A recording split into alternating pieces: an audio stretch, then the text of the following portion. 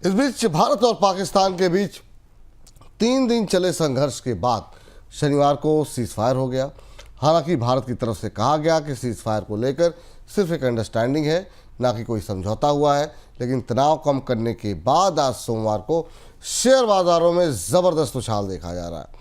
Sensex 2700 point से ज़्यादा चढ़ता हुआ दिखाई दिया और वहीं निफ्टी 24,900 के ऊपर निकल गया। सर, आज अगर हम देखें भारत पाकिस्तान के रिश्तों में आगे कौन सी चीज़ें ऐसी हैं जो बाजार के नज़रिए से आपको लगता है कि देखनी चाहिए?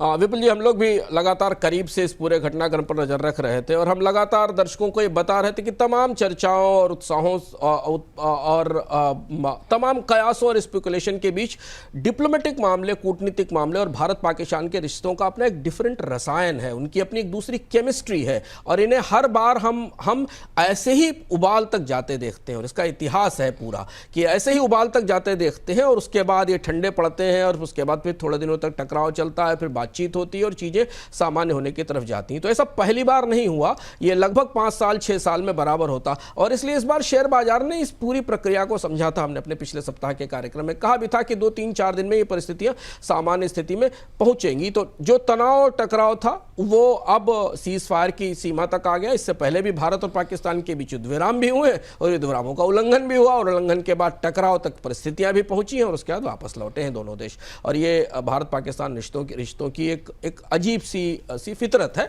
जिसे बर्दाश्त करना वित्तीय बाजारों के लिए, देशों के लिए, सीमावर्ती लोगों के लिए बर्दाश्त करना उनकी मजबूरी है। अब यहां से चीजें किस दिशा में आगे जाएंगी इस पर हमारी निगाह रहेगी। बाजार की, निवेशकों की, अर्थव्यवस्था की, रोजगारों की, नौकरियां चाहने वाले लोगों की निगाह रहेगी। भारत ने अपनी तरफ से शर्तें बड़ी सख्त रखी हैं। फिलहाल सिंधु जल समझौते को लेकर आने वाले समय में क्या होता है इस पर देखा जाएगा। पाकिस्तान का कहना यह है कि वो सिंधु जल समझौते पर बातचीत करेगा। भारत ने फिलहाल उस पर बातचीत करने से इनकार कर दिया है। आतंकवाद पर भारत चर्चा करना चाहता है।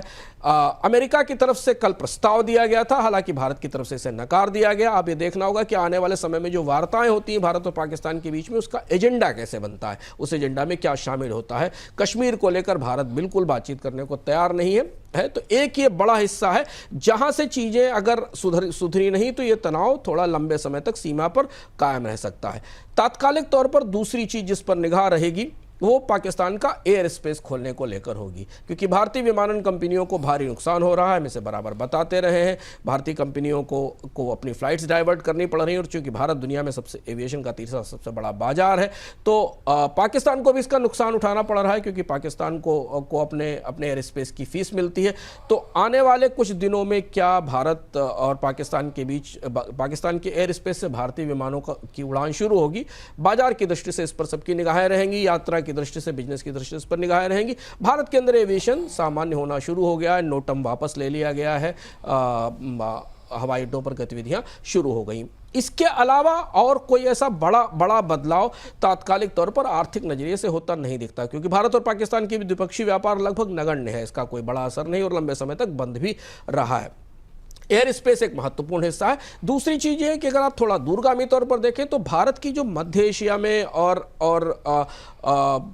पश्चिम एशिया में चल रही परियोजनाएं हैं जिनमें भारत के आर्थिक हित शामिल हैं, जिसमें कि ईरान के साथ चाबार पोर्ट की परियोजना है या जो कॉरिडोर्स बनाने की परियोजना है, उनका भी भविष्य बहुत हद तक इस बात पर निर्भर करेगा कि ये ताजा तनाव सीज फायर के बाद स्थायी शांति तक कब तक पहुंचता है और आगे क्या परिस्थितियां बनती हैं।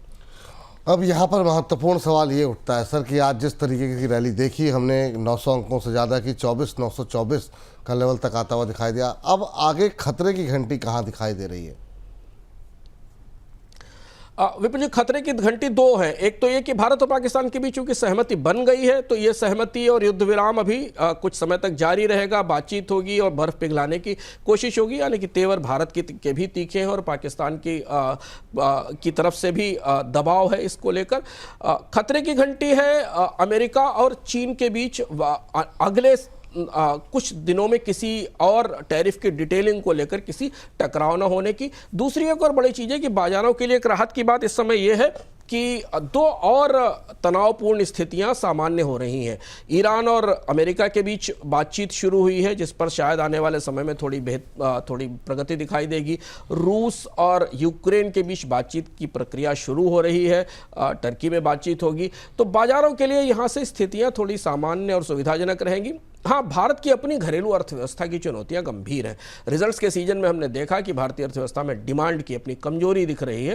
वो डिमांड की कमजोरी और कंपनियों के नतीजे बाजार में निवेशकों के और स्टॉक मार्केट को प्रभावित करेंगे। नहीं तो अभी फिलहाल अर्थव्यवस्था की दृष्टि से कई सारी नकारात्मक खबरों का बोझ अब कम होता दिखाई दे रहा है, अगर कोई बड़ा घटनाक्रम नहीं होता है।